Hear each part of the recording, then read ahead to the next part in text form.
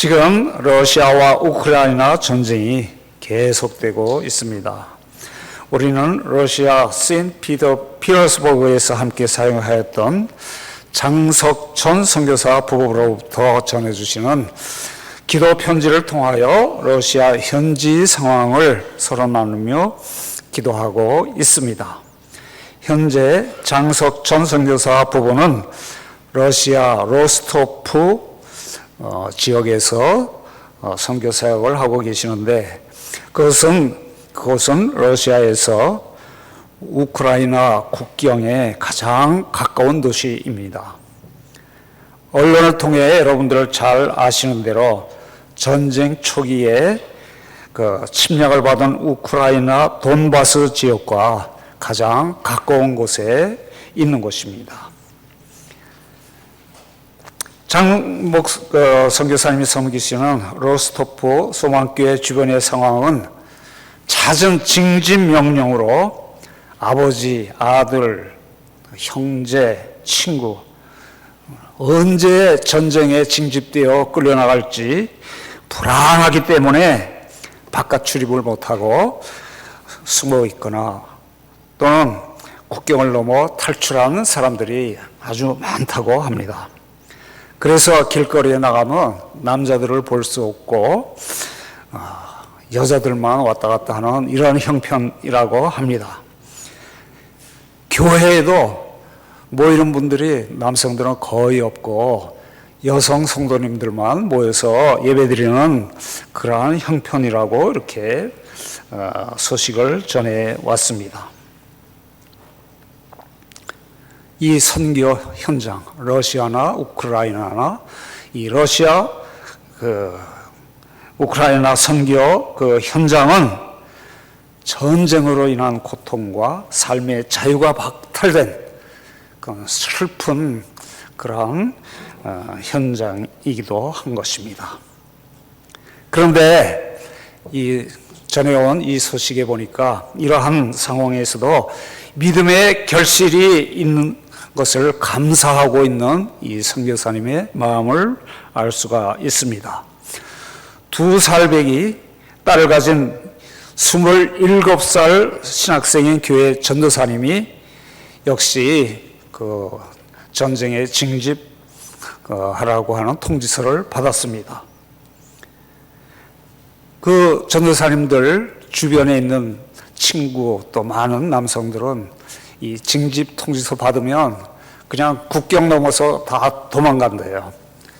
왜냐하면 징집돼서 나가면 거의 대부분이 전사하기 때문에 그러한 불안을 떨치기 위해서 나라를 버리고 다른 나라로 도피하는 그러한 상황이기 때문에 이 전도사님도 선교사님께 지금 내가 징집 통지서를 받았는데 어떻게 하면 좋겠습니까? 도망가도 좋겠습니까? 하는 그러한 마음으로 이제 상담을 신청했습니다. 그래서 선교사님은 믿음의 성도들을 모으고 함께 열심히 하나님께 기도를 했습니다. 기도하는 중에 성령님께서 선교사님에게 요한복음 16장 13절의 성경 말씀을 응답으로 주셨습니다. 진리의 성령이 오시면 모든 진리 가운데로 인도하신다 하는 이 말씀입니다. 그래서 선교사님은 전도사님에게 이 말씀을 줬습니다. 이 말씀을 받은 전도사님은 내 말씀에 순종하겠습니다 하고 전쟁에 나가기로 징집 통지서대로 순종하기로 결심을 했습니다. 말씀에 순종하기로 결심하니 마음속에 있던 모든 두려움이 사라지고 마음에 평안이 오면서 아주 담대한 믿음을 주셨습니다. 징집되기 전까지 열심히 교회를 섬기며 신학 공부도 열심히 한다는 이러한 소식을 받았을 때 제 마음이 뭉클한 마음을 갖게 되었습니다. 오늘 설교 제목이 진리가 너희를 자유케 하리라 하는 말씀을 말씀드렸지요. 우리가 진리와 자유가 무엇인지 아는 것이 중요합니다. 그러면 진리가 무엇입니까? 첫째로 예수님이 진리입니다. 요한복음 14장 6절 말씀해 보니까 예수님께서 가라사대 내가 길이요 진리요 생명이니 라고 말씀하셨습니다. 또 하나님의 말씀이 진리입니다. 요한복음 17장 17절 말씀해 보니까 그들을 진리로 거룩하게 하옵소서 아버지의 말씀은 진리이니라. 예수님께서 기도하실 때 하나님께 하신 고백입니다. 세 번째로 성령님이 진리로 인도하십니다. 요한복음 16장 13절에 보니까 그러나 진리의 성령이 오시면 그가 너희를 모든 진리 가운데로 인도하시리니 라고 말씀하십니다. 한마디로 진리는 예수님이고 하나님의 말씀입니다 하는 것을 성경 말씀에서 분명히 우리에게 가르쳐주고 있습니다. 그러면 자유는 무엇입니까? 우리 사람들이 내 마음대로 하는 것이 자유다 이렇게 생각하는 사람들이 있습니다. 어떤 사람은 육체적인 자유를 따라 사는 사람들이 있습니다. 그런 사람은 세상이 하는 대로 죄를 짓고 살아갑니다. 또 어떤 사람은 부자가 되어 경제적으로 자유하기를 원하는 그러한 사람들이 많이 있습니다. 그래서 그러한 사람들은 인생의 목표는 돈을 많이 버는 것이 되겠지요. 또 어떤 사람들은 도덕적인 자유를 중요하게 하는 사람들이 있습니다. 그래서 도덕군자가 되기를 원합니다. 옛날 우리나라 대부분의 선비들이 그래야 했습니다.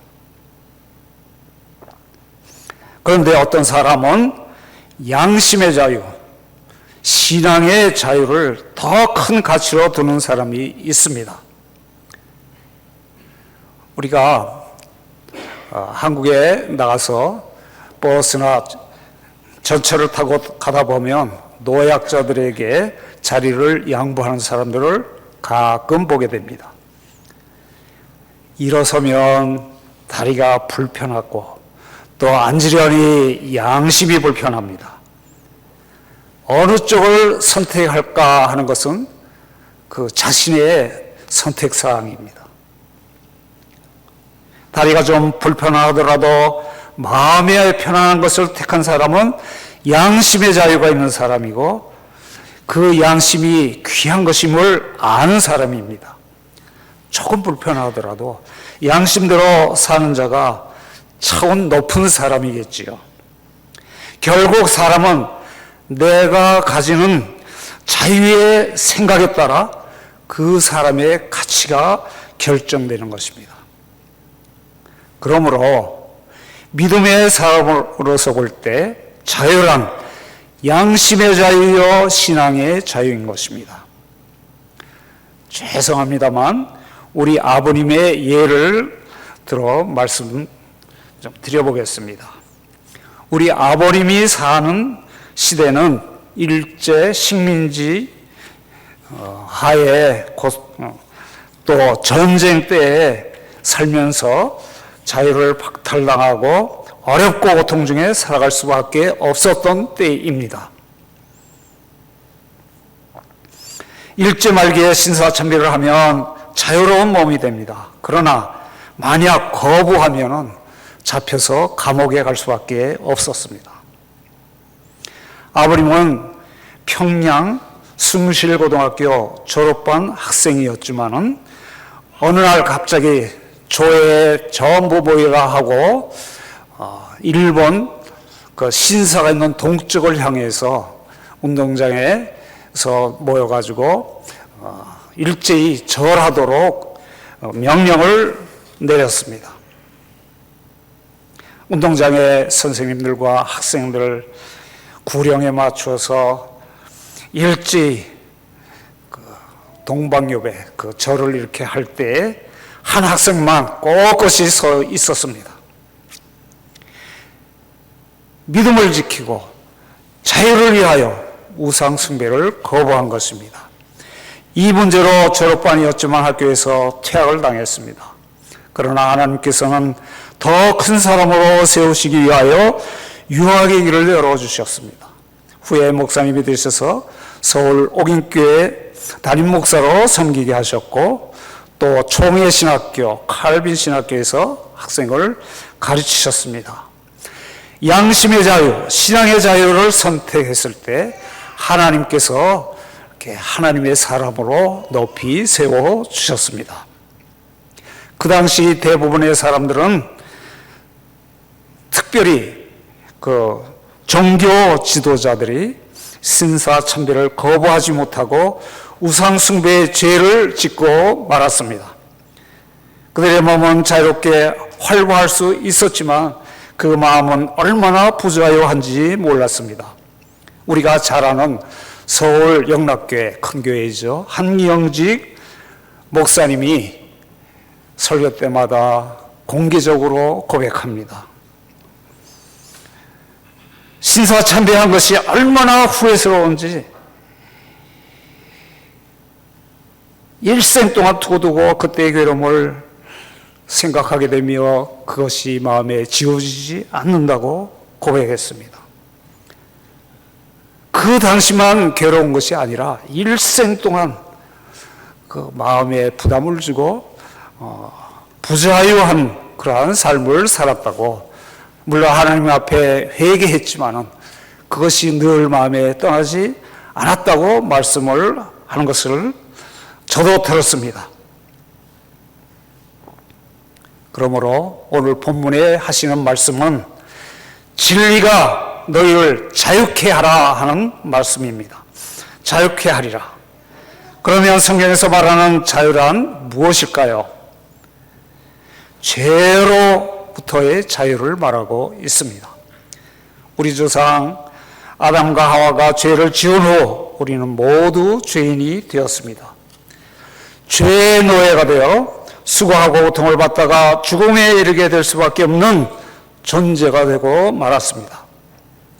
성경에서 말하는 자유란 내 의지로 얻을 수 있는 것이 아니고 외부로부터 얻어지는 것을 말하고 있습니다. 가령 내가 소용돌이치는 물속에 빠졌을 때 아무리 열심히 허우적거려도 자신의 힘으로 살아날 수가 없습니다. 혼자서는 불가능하므로 밖에서 누가 줄을 던져줘야만 살아날 수 있습니다. 또 노예가 스스로 자유로워질 수 없습니다. 누군가가 돈을 지불하고 노예를 사서 놓아주어야만 자유의 몸이 되는 것입니다. 빚진 자는 빚을 갚기 전에는 자유롭지 못한 것입니다. 마찬가지로 죄인도 속죄함을 받지 아니하고는 자유로워질 수 없습니다. 그러므로 성경은 참 자유란 의외로부터 주어지는 것이다 말씀하고 있습니다. 내가 내 마음대로 자유로워질 수 있는 것이 아니라고 가르쳐주고 있습니다. 이 말씀이 오늘 중심된 내용입니다. 그러면 자유를 얻을 수 있는 길은 무엇일까요? 첫 번째, 죄의 권세로부터 해방이라고 말씀하고 있습니다. 세상에는 하나님의 역사와 악의 역사가 공존하고 있습니다. 악의 세력이 우리를 파괴하고 있습니다. 그래서 하나님께서는 죄악의 물결에 빠져 허우적거리며 죄의 노예가 된 우리를 죄악의 세력에서 구원하시기 위하여 예수 그리스도를 세상에 보내주셨습니다. 오늘 32절 말씀해 보니까 예수님께서 말씀하십니다. 진리를 알지니 진리가 너희를 자유케 하리라. 이것은 이 말씀을 들은 유대인들이 예수님께 말합니다. 우리가 남의 종이 된 적이 없는데 어찌하여 자유롭게 되리라 그렇게 말하느냐? 근데 사실 이 유대인들의 말은 거짓말입니다. 우리가 이 성경 말씀을 읽어보면 유대의 그 모든 역사는 애굽에서 종살이를 400년 했습니다. 또 바벨론, 아시리아, 페르시아의 종살이를 했습니다. 뿐만 아니라 예수님 당시에도 로마의 식민지로 있었습니다. 그런데 예수님께서는 그 우리의 육신의 자유를 말씀하고 있는 것이 아니고 죄에 대하여 육신의 죄에 대해서 말하는 게 아니고 죄에 대해서 말씀하고 있는 것을 이 유대인들이 알지 못했습니다. 예수님께서 그들에게 답변하시기를 죄를 범하는 자마다 죄의 종이라고 말씀하고 계시는 것입니다. 죄를 지으면 우리는 연약해서 또 반복하게 같은 죄를 자꾸 짓게 됩니다. 뿐만 아니라 죄를 변명하고 또 짓고 결국 죄 때문에 죽게 되는 것입니다.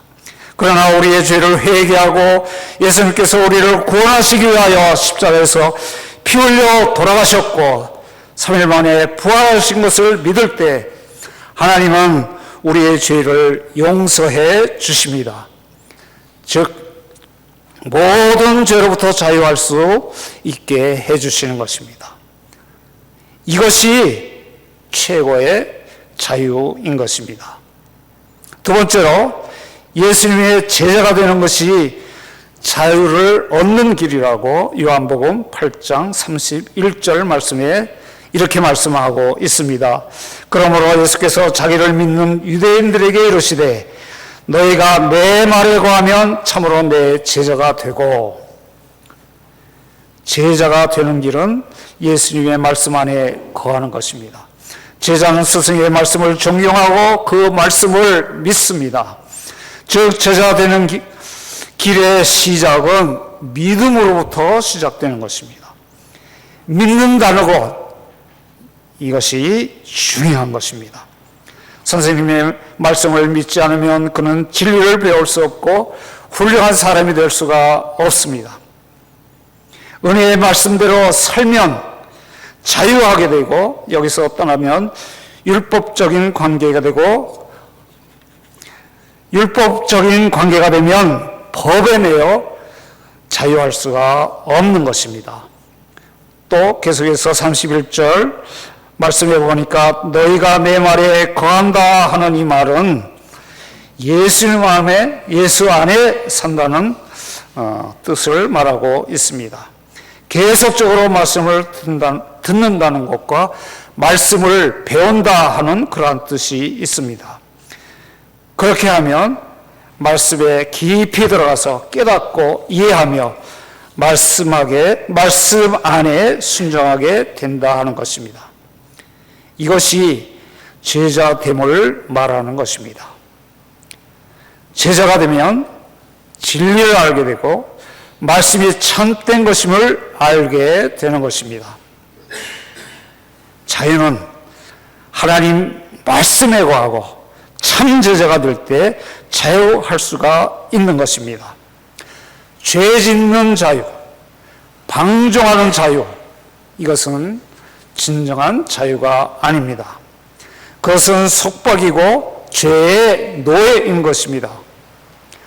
앞서 제가 말씀드린 러시아 로스토프 소망교회 전도사님은 다른 친구들처럼 국경을 넘어 도망치지 않았습니다. 국가의 법을 어기고 죄를 짓는 자유를 과감하게 물리치고 죄의 노예에서 벗어났습니다. 비록 징집되어 군대에 끌려나가 고난을 받을 수가 있습니다. 또는 전쟁에서 죽을 수도 있습니다.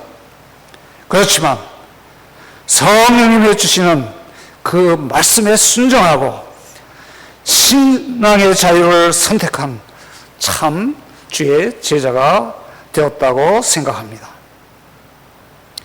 오직 십자가의 뜻을 알고 예수 그리스도의 은혜를 알면 진리가 우리를 자유케 하시는 것입니다. 오늘 말씀의 결론은 오늘 읽은 말씀 36절 말씀입니다. 그러므로 아들이 너희를 자유롭게 하면 너희가 참으로 자유로우리라. 진리이신 예수님을 바로 알 때 우리는 자유로울 수가 있습니다. 말씀 안에 순종하면서 살아라 하시는 주님의 이 말씀 은혜 안에서 승리하는 우리 모두 되기를 축원합니다. 다 같이 기도하시겠습니다. 하나님 감사합니다. 오늘 너희가 진리 안에 살면 자유로우리라고 우리에게 말씀하여 주셨습니다. 이 말씀대로 순종하며 살아나가 이 땅에 모든 죄악을 물리치고 예수 안에서 참 생명을 얻고 자유하는 우리의 모든 성도님들이 되도록 인도하여 주시옵소서. 예수 그리스도의 이름으로 기도하옵나이다. 아멘.